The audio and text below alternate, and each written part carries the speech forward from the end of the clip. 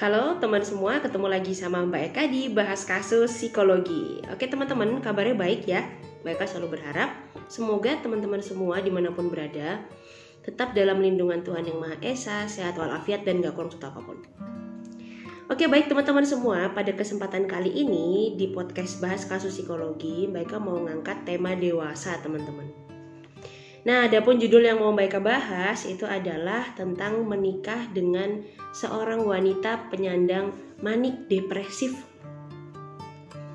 Nah, apabila tema ini menarik atau teman-teman penasaran atau bahkan ada salah satu dari teman-teman yang sedang berproses dan tertarik untuk menyimak atau berbagi sharing pengalaman, teman-teman silahkan stay sampai selesai. Dan jangan lupa tulis di kolom komentar ya apa yang menjadi ide-ide, pertanyaan atau sharing dari teman-teman semua. Nah oke teman-teman, segera kita mulai ya. Baik, seperti biasa Mbak nggak bosan-bosan buat ngingetin teman-teman semua ya untuk komen dengan tidak judgement teman-teman ya. Karena kita nggak pernah benar-benar tahu kondisi orang-orang yang akan Mbak ulas atau siapapun saja di luar sana ya yang sedang mengalami kasus yang sama. Nah maka berkomentarlah yang positif dan membangun supaya kalau ada salah satu penyandang gangguan tersebut atau orang yang sedang berproses dengan pasangan yang memiliki gangguan tersebut ya, entah pasangan perempuan atau pasangan laki-laki, mereka tetap semangat dan tetap optimis untuk mensupport. Nah oke baik teman-teman semua, jadi klien yang datang ini adalah seorang laki-laki ya, bapak-bapak usianya sekitar 35-36 tahun teman-teman.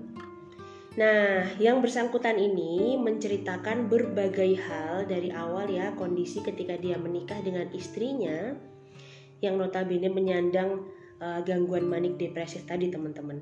Nah, ini dia ceritanya. Baik, sebelum Mbak Eka mulai masuk menjelaskan, Mbak Eka jelasin dulu ya manik depresif itu apa sih? Nah, manik depresif itu teman-teman, mudahnya ya atau gampangnya itu adalah gangguan perubahan suasana hati teman-teman. Dan kadang terjadi secara ekstrim. Jadi bisa saja ketika dia sedang tertekan atau berada di titik terendah, nah itu yang dinamakan fase depresif.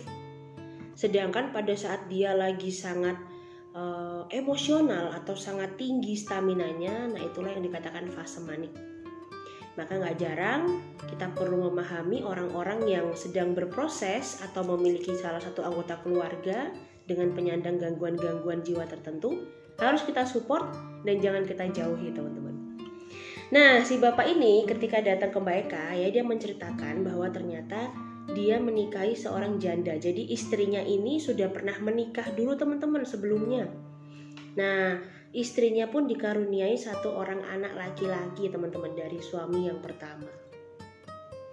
Namun si suami ini sekarang bingung karena apa? Mau lanjut apa enggak ya di pernikahannya, sementara istrinya ini sedang mengandung dan disinyalir anaknya kembar alias 2 teman-teman.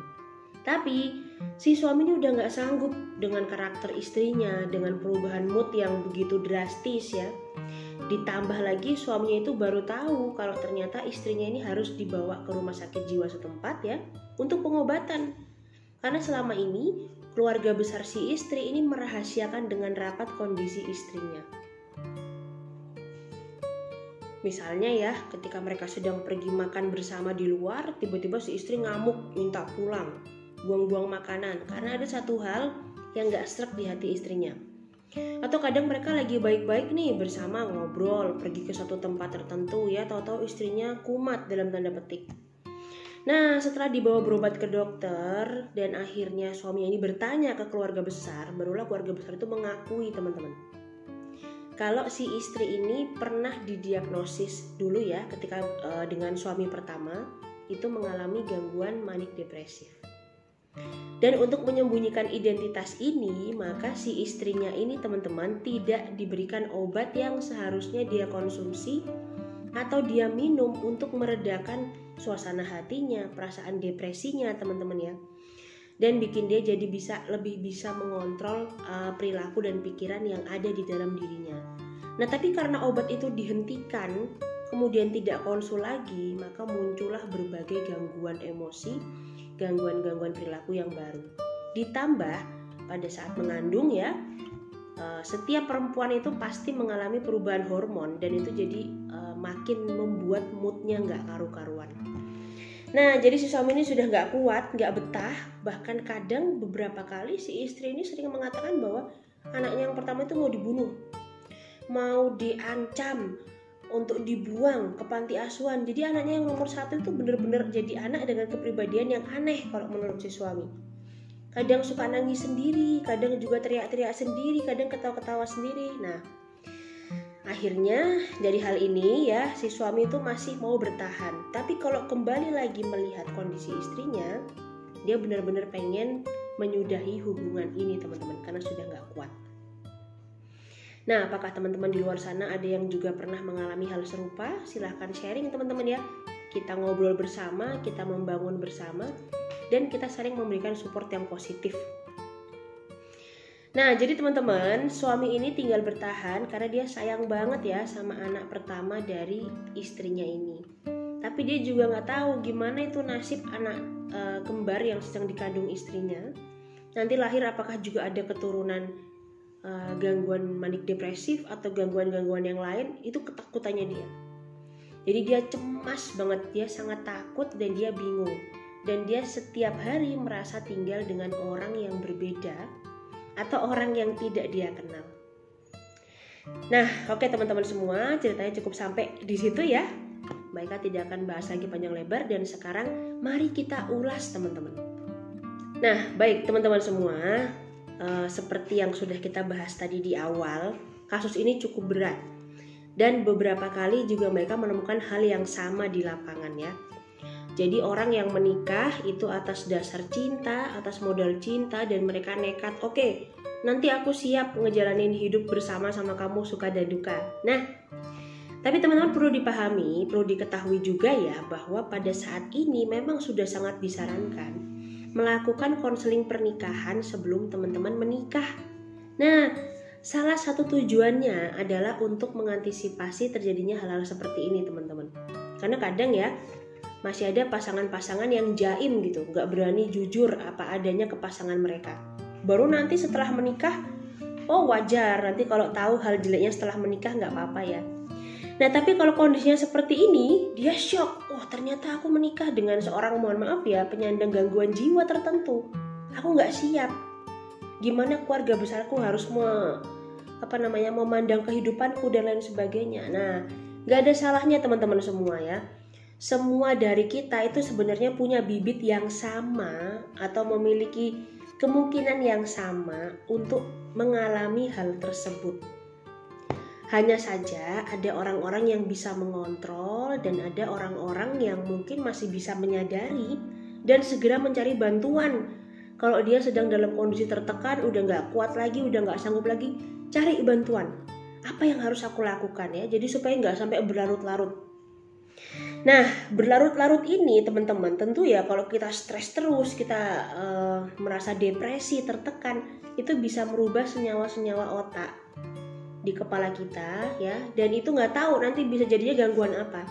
Apalagi kalau misalnya pernah terbentur di masa kecil, jadi waktu kecilnya dia sehat, tapi ternyata pas sekolah TK atau SD kepalanya terbentur. Sejak itu perilakunya mengalami perubahan, nah itu juga harus diwaspadai. Nah, untuk teman-teman semua di luar sana yang sedang mengalami kasus serupa, ini Mbak Eka sarankan ya, sekarang kita berbesar hati deh. Karena apa? Ini menyangkut anak teman-teman. Kalau emang mau berpisah, ya diomongin baik-baik. Karena mereka juga tidak menyarankan mempertahankan pernikahan ya. Untuk apa? Kalau memang dua-duanya sama-sama gak bahagia. Nah, tapi kalau masih bisa diomongin, masih bisa dibahas, ya teman-teman silahkan lakukanlah yang terbaik teman-teman ya. Nah, untuk kondisi si klien Mbak Eka ini, nah tentu Mbak Eka sarankan, oke, udah sekarang berbesar hati dulu ya. Temani dia secara emosional, karena apa? Ini ada janin yang dikandung di dalam rahimnya si istrinya tadi ya teman-teman. Dan sekarang disupport. Nah, kalau memang dia harus minum obat, takarannya harus sesuai dengan obat dokter karena memang sedang hamil. Ya. Ditemani, gimana dibangun hal positif, dan anggaplah ini memang ujian untuk kita menuju kedewasaan.